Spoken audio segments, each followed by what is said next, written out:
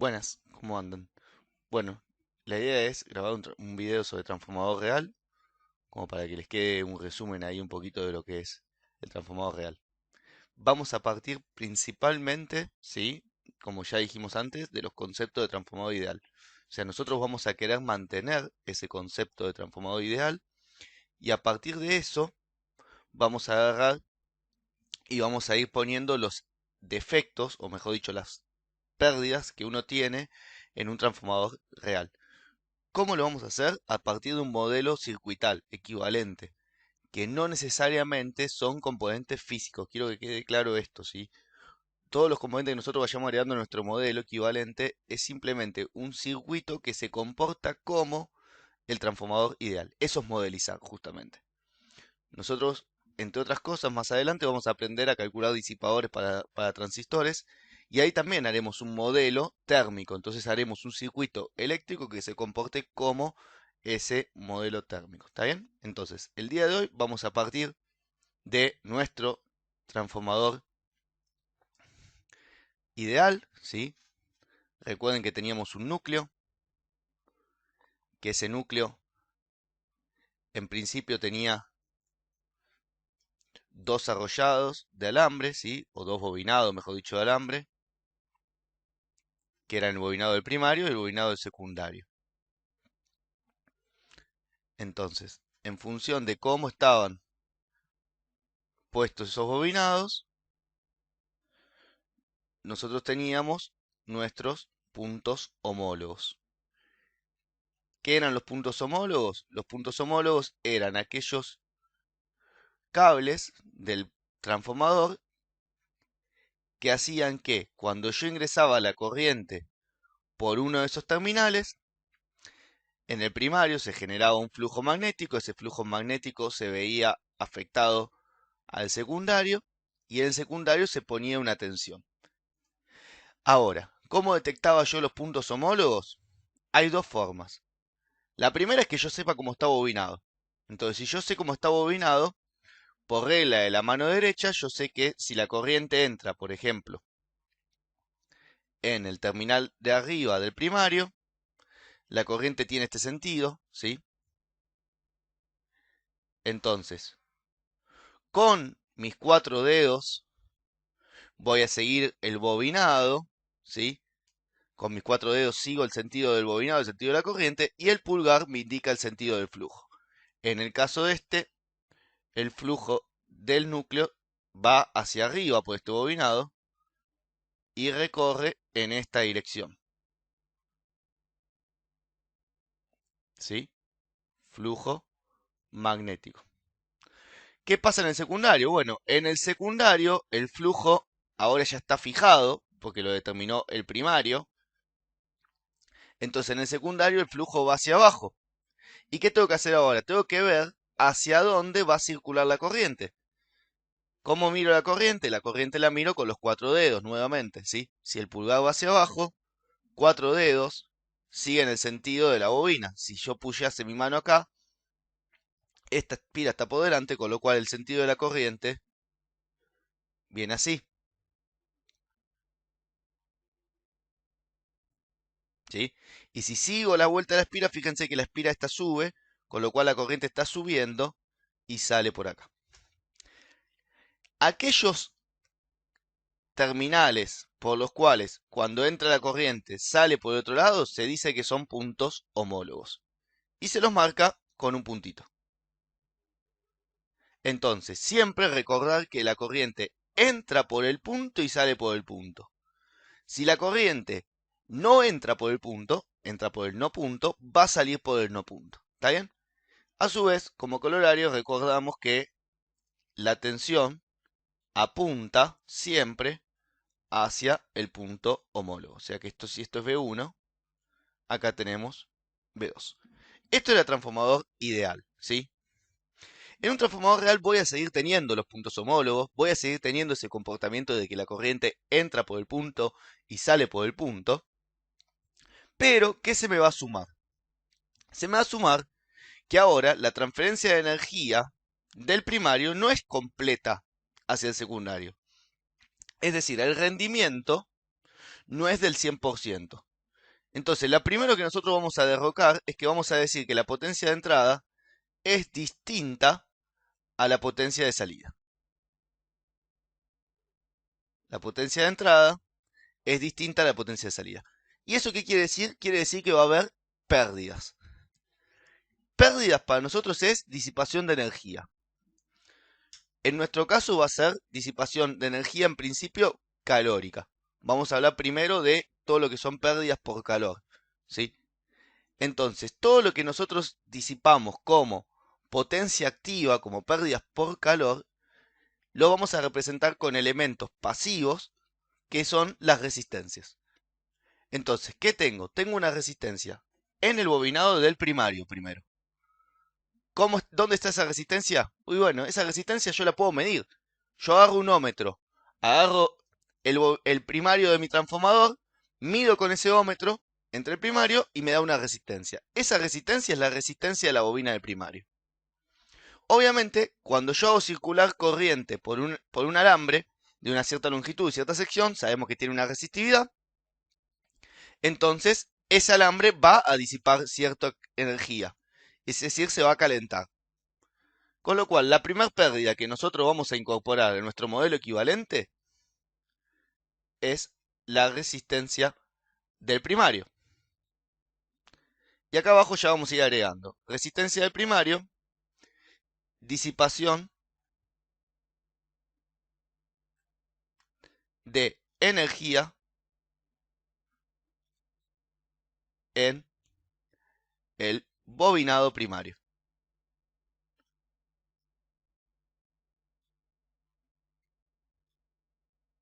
Primario, perdón.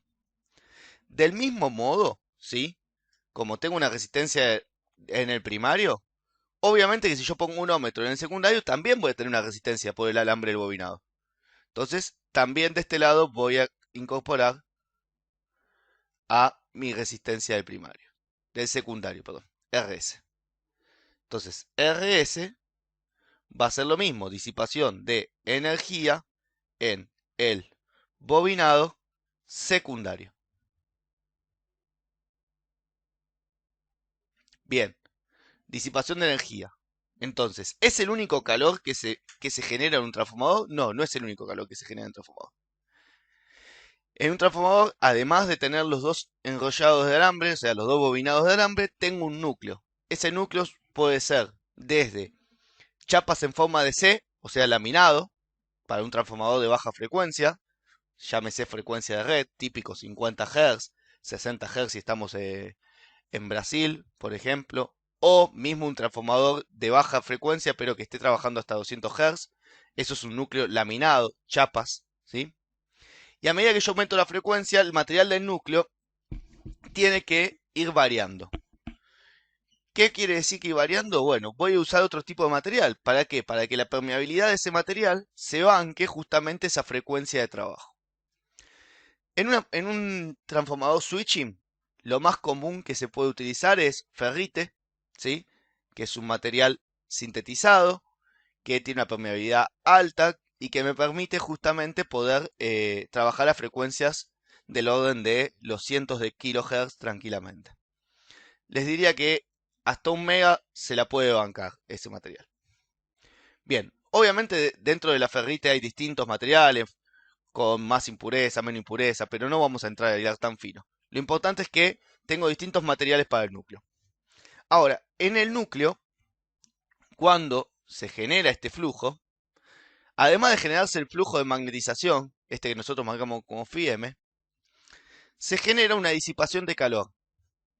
Esa disipación de calor principalmente se da por unas corrientes que se llaman corrientes de Foucault. Son unas corrientes que se producen por vibración de las moléculas dentro del material del núcleo, ¿sí? Y que básicamente para nosotros lo que nos importa es que esas corrientes lo que van a hacer es calentar al núcleo. O sea, que si se calienta, está disipando energía. Y si disipa energía, también va a ser una resistencia para nosotros. Por el hecho de, en nuestro modelo equivalente, colocarla en paralelo al primario, ¿sí? Se coloca en paralelo porque es una representación del núcleo, ¿sí? porque está afectada principalmente por la tensión del primario y no tanto por la corriente. Por estar en paralelo, generalmente se la marca como una conductancia, y por eso la vamos a llamar GP. Entre otras cosas, nos va a venir bien llamarla GP para no confundirla con la resistencia del primario. Entonces, GP para nosotros va a ser disipación de energía en el núcleo. Estos tres componentes, ¿sí? Estos tres componentes son los que se encargan de marcarme las pérdidas de potencia activa que tiene mi transformador real. Entonces, acá en el centro, yo sigo teniendo un transformador ideal. O sea, la potencia acá es igual a la potencia acá. ¿Qué pasa? Al agregarle estos tres componentes, claramente en los terminales primario y secundario,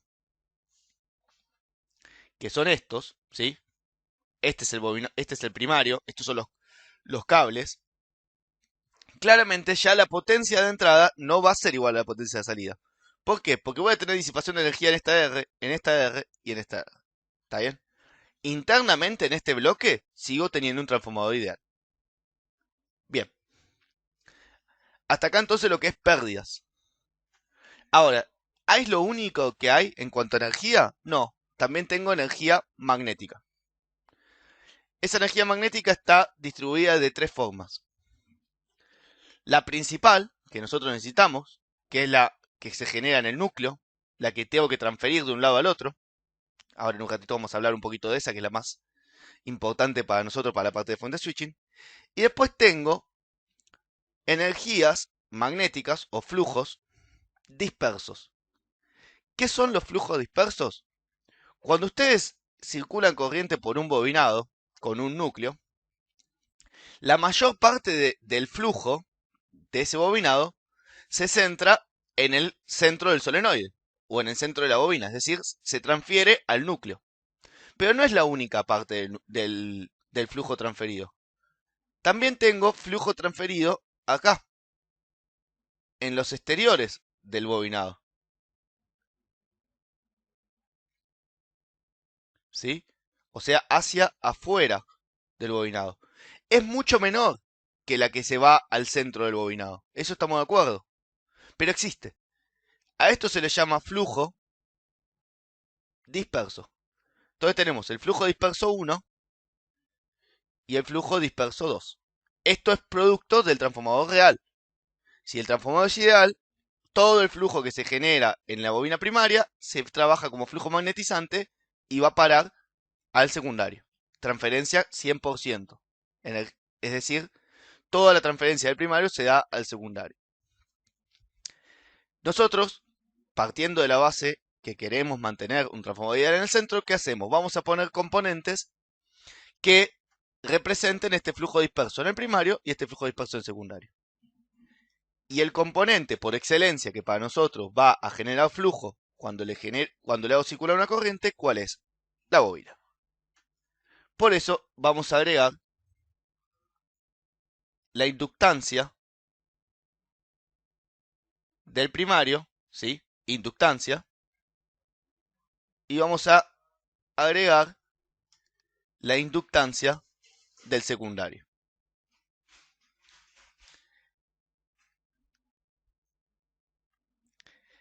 Entonces, LP y LS están para representar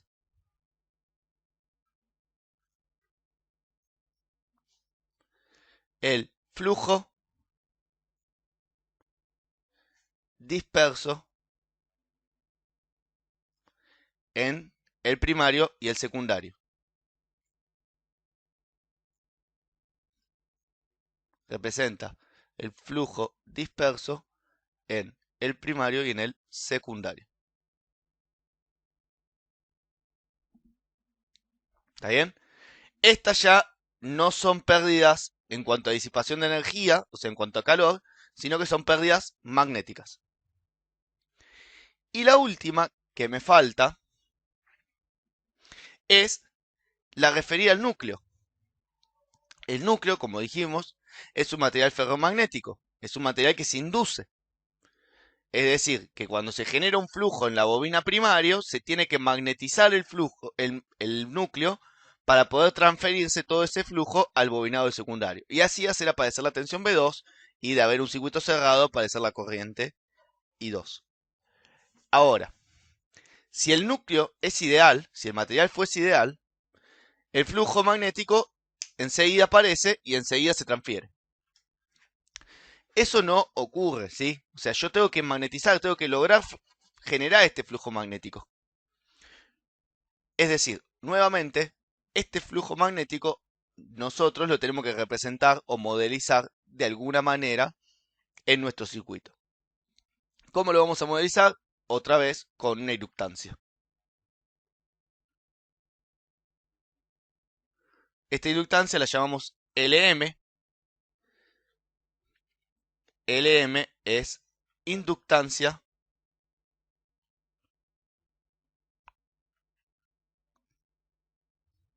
magnetizante.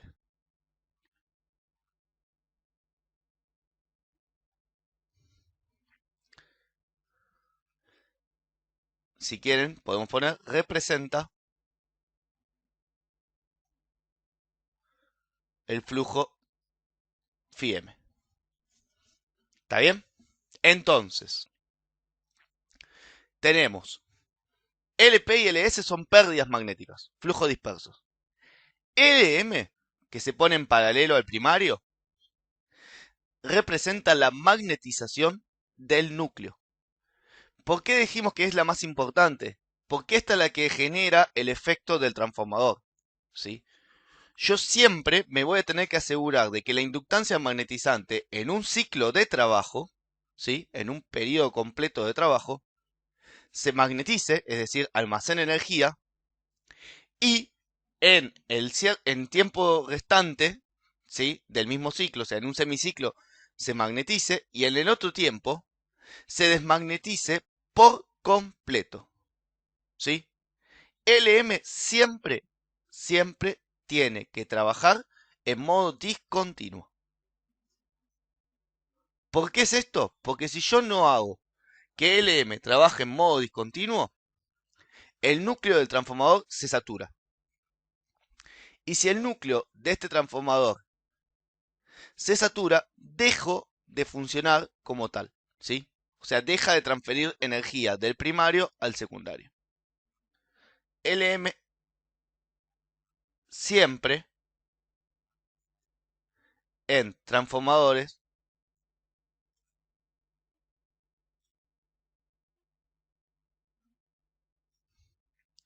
debe estar en modo discontinuo.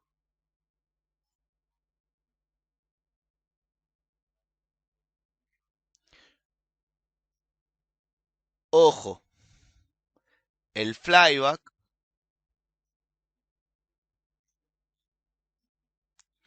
no funciona igual.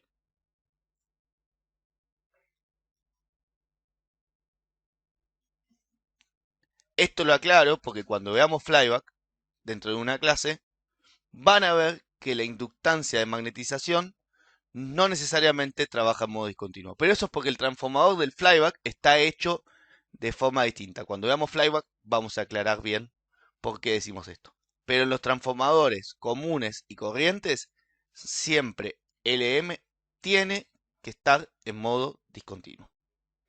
¿Está bien? Bueno, entonces, este es nuestro modelo equivalente de un transformador real. En el centro tengo mi transformador ideal, ¿sí? Con su respectiva relación de transformación, N1 y N2. Todo, o sea, una vez que yo ya agregué estos componentes, ¿sí? Una vez que yo ya agregué estos componentes, una vez que yo obtuve B1, B2 sigue siendo B1 sobre B2 igual a N1 sobre N2. La tensión B2. Y la tensión del secundario, ¿sí? Si quieren, acá en realidad tenemos BP y acá tenemos BS, ¿sí? Y la tensión del secundario será B2 menos la caída que hay en el S menos la caída que hay en el S. ¿Está bien? Y la tensión del primario no necesariamente es la tensión aplicada al transformador ideal porque tengo las caídas acá. Entonces, entre estos bornes tengo transformador real, entre los puntos tengo transformador ideal. Muy bien, hasta acá estamos. Nos vemos la próxima.